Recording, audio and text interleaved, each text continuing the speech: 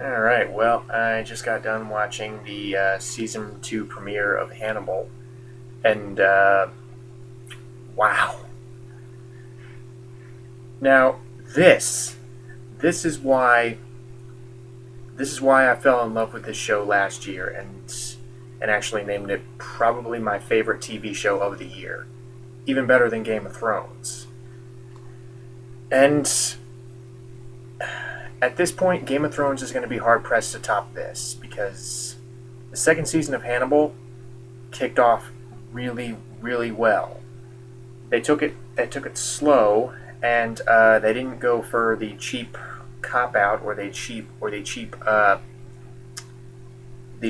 reverting things back to status quo thing that a lot of TV shows seem to like doing. Because whenever a lot of the time, and even good shows are guilty of this. Like Hawaii 5 sometimes does this, where something big and dramatic and very life changing will happen in the season finale of the previous season, but then the entire premiere of the next season will basically be revolving around trying to set it right or trying to make things revert to the way they were. But Hannibal did not do that, and if the season preview is any indication, it doesn't look like they will be doing that. But real quick, my thoughts on the show overall. Hannibal, I like this better than any of the Hannibal Lecter movies, with maybe the exception of of Manhunter, because those movies, the Anthony Hopkins ones anyway, were really a mixed bag. Because two of them were good, two of them not so much. Because I don't mean to crap on those movies, because I liked Red Dragon, all right. I liked Silence of the Lambs, all right. I really loved Manhunter. But to me, this is what those movies should have been, and this is what happens when you take these very interesting characters and not only put them in entirely new situations, but let them breathe, let them interact, and really, this show does that beautifully. Mads Mikkelsen is now my favorite actor to play Hannibal Lecter, because he's you can tell that he's kind of reminiscent of previous actors to play Hannibal Lecter. He still has that kind of creep factor to him, but at the same time, he's more subtle. I mean, he's not as in your face about it as someone like Anthony Hopkins was. He's more subtle. He seems really intelligent, and what really gets me about him is that he seems very welcoming, and we really seem to get insight into his personality, but you can really sense that there's something deeper going on behind his eyes. You can really sense that he's thought ahead. He is genuinely, not only is he genuinely intrigued by what's going to happen in his little experiments. Experiments, by the way, go beyond human ethics, but he doesn't have a problem with that. But at the same time, you can tell that there's just this real evil behind his eyes. This real lack of morality behind his eyes, and that, I think, is really helps in portraying someone like Hannibal Lecter, who basically has to fool and lie to people every single day, because, as you know, Hannibal Lecter is a cannibal. He's a serial killer cannibal, so of course he has to play the benevolent psychologist or psychiatrist. Um, and Mads Mikkelsen does that beautifully. And also very good is Hugh Dancy as Will Graham. Now, when it comes to actors who have played Will Graham in the past, I don't think Hugh Dancy. Well, I think he's better than Edward Norton. And again, not that I thought Edward Norton was bad, but I think he just played it too safe. And I don't really feel comfortable comparing Hugh Dancy's portrayal to William Peterson's portrayal, because William Peterson played a completely different Will Graham from Hugh Dancy's Will Graham. Peterson played him almost like a tired war veteran. With William Peterson, you can tell that he has been through a lot. You can tell that he is a very disturbed individual, but he has managed to keep it inside until he's called upon again to go after Francis Dollarhide. With Hugh Dancy, though, he's right in the thick of it. He's supposedly in his prime. And he plays Will Graham like he could snap at any minute. He plays Will Graham like he is this close to becoming one of the psychopaths that he puts away. And putting him in the asylum at the end of season 1 was a big risk. That was a bold move because so often we associate Will Graham as being, I don't want to say a good guy, but because he's obviously a very disturbed individual, but normally we don't really associate him with being in the asylum. We normally associate with Hannibal Lecter being in the asylum. So it was a nice visual there. And speaking of visuals, this show, more so than any of the other Hannibal Lecter movies, really embraces visual storytelling. And to me, there aren't really enough movies or TV shows or especially TV shows that do that these days. And by extension, there aren't enough that do it as well as this. Because the visuals in this, not only are they a treat for the eyes, but they provide just this real interesting insight into the symbolism, not only the symbolism going on with whatever scenario that the characters are in, but also they serve to give hints, and they actually kind of conform to that ancient rule of cinema, which is show don't tell. Whereas William, and this is what I was kind of getting at when I was feeling uncomfortable comparing William Peterson's Will Graham to Hugh Dancy's Will Graham, because William Peterson, you can tell in his performance that he is mentally living out these serial killer fantasies. With Hugh Dancy and the kind of visual storytelling that this show embraces, we actually see him commit the crimes because we kind of go into his head. And we see him have these hallucinations, we see him have these visions, we see him have these dreams. And when he's at a crime scene, we actually see him as the killer. So on one hand, I really like the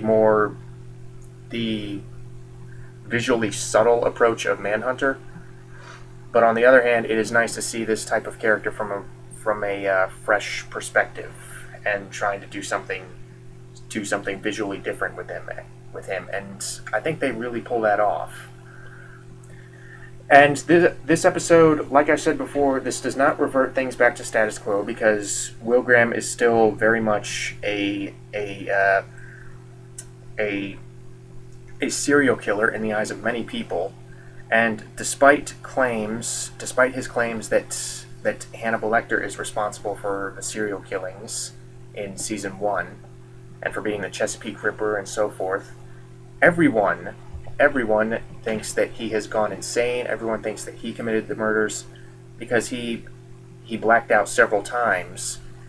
And even Dr. Bloom, she doesn't necessarily believe him about Hannibal Lecter, but she does want to kind of lessen the severity of his sentence by pleading that he can't really undergo the death penalty because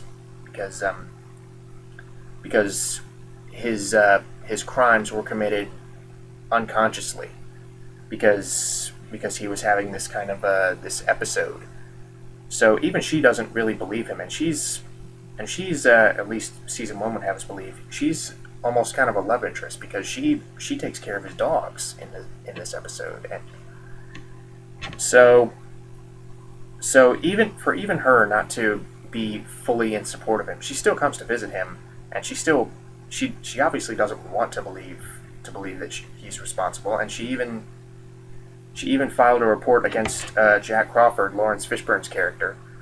Um, and even Jack Crawford doesn't want to. He wants to believe Will because he undergoes a thorough investigation of Hannibal Lecter. So these performances and the way these characters are written, they're still very complex. Because I'm glad they didn't lose any of that by putting these characters in a TV show, because it would have been just so easy to just say, okay, here are the characters, here's what they're about, here are their personalities, here are their abilities, and then just have the characters go and catch serial killers. No, this show focuses on the main characters, and the episodic criminals that they go catch almost seem like an afterthought. And I like that. Not only is that a change of pace from the normal police procedural shows like NCIS, but like I said, it gives us insight, and it allows us to spend time with these really fascinating characters. These very disturbingly fascinating characters. And speaking of that, we do get an episodic villain this time around, but we never see him. We never actually see the villain's face, or we do, but it's heavily shadowed, so we don't really get a clear picture of him. And B, they don't actually solve the murderers in this episode. I mean, there's a guy committing mass murders and mass kidnappings, and the FBI are stumped, and they even go to Will Graham for help, but they don't catch the guy. At least not at the end of it. Not by the end of this episode. I'm sorry, I'm stumbling over my words. I'm tired. It's pretty late right now, so I'm gonna try to wrap this up relatively quickly. But yeah, I'm still really loving the visual storytelling, and that combined with the really bleak, really creepy atmosphere that the show has going, it really gives the whole thing a very, very cerebral, very almost ethereal feeling. I mean, a lot of the time it's difficult to tell what is real and what is a dream, or what is a vision, because the whole show just feels, like I said, it just feels almost ethereal, and to that I say I think that approach is well suited, because characters like Will Graham or Hannibal Lecter, they are obviously not, let's just say they don't live on the same planet that you and I do. So for the real world to kind of blend with these visions that Will has, I think is an actually really subtly brilliant approach. So yeah, I'm glad that they did not choose to take the easy way out, at least not for this episode. Although I have to wonder, they are kind of going against what was established in Red Dragon and Manhunter, which was basically Hannibal Lecter guiding Will Graham, and Will Graham eventually figuring out that the murderer was him, and up until that point, Hannibal Lecter had been Will's friend. And when Will discovered that Hannibal Lecter was a killer, then he was promptly arrested. Hannibal Lecter was promptly arrested and put into the mental institution. So this show kind of conflicts with that, because at this point Will knows that Hannibal Lecter is a killer, but Will's the one in the mental institution because Hannibal Lecter framed him. So I'm interested to see if they do something different for when they finally get to Red Dragon, because they have said that they want to eventually get to the movies, because what they said was they want to do a few seasons of original material, and then they want to do like one season Red Dragon, one season Silence of the Lambs, and then one season with the movie Hannibal, which to which I said, you guys barely got renewed for a second season. I would have been really sad if this was not renewed for a second season. I actually was sad for a second. I'm like, oh man, Hannibal's not going to get renewed. But B, the actual story Hannibal isn't exactly one of Thomas Harris's best works. I mean, it's better than Hannibal Rising, and I'm glad they're not doing that yet. But yeah, I would love to see what these guys do with Red Dragon and Silence of the Lambs. Especially if they do get as many seasons as they want, which I know that's kind of unlikely in this day and age, and especially given how, again, they barely got a second season. But me and my immense enjoyment of this show and how just very bleak and darkly atmospheric it is, I really hope that these actors, these writers, get to that point where they can take a stab at the movies. Because I really want to see what these guys would do with them. I really want to see how they would incorporate the kind of visual storytelling. I really want to see how they would... I want to see their approach to it. I want to see their take. Because I think they could I think they could actually surpass the movies in some respects. But we're not at that point yet, and back to this episode. If I had one problem, is that toward the middle, the pacing just seems to be a little slow. It seems to kind of meander just a little bit for like 5 minutes. For like 5 minutes, it seems like nothing's really going on in the episode. The characters are just kind of waiting around, but then it kind of picks up, and we kind of move forward and advance the plot and advance the characters.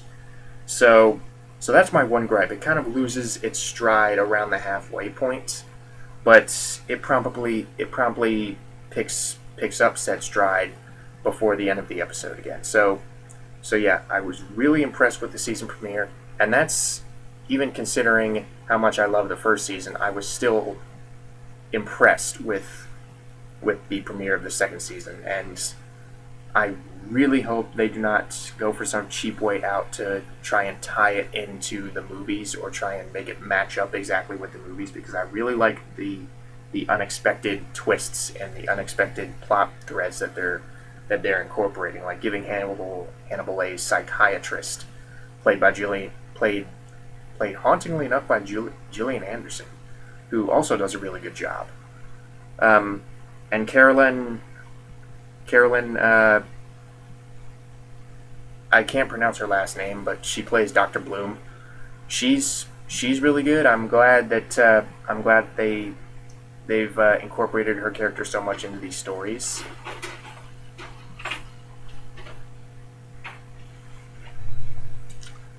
Sorry.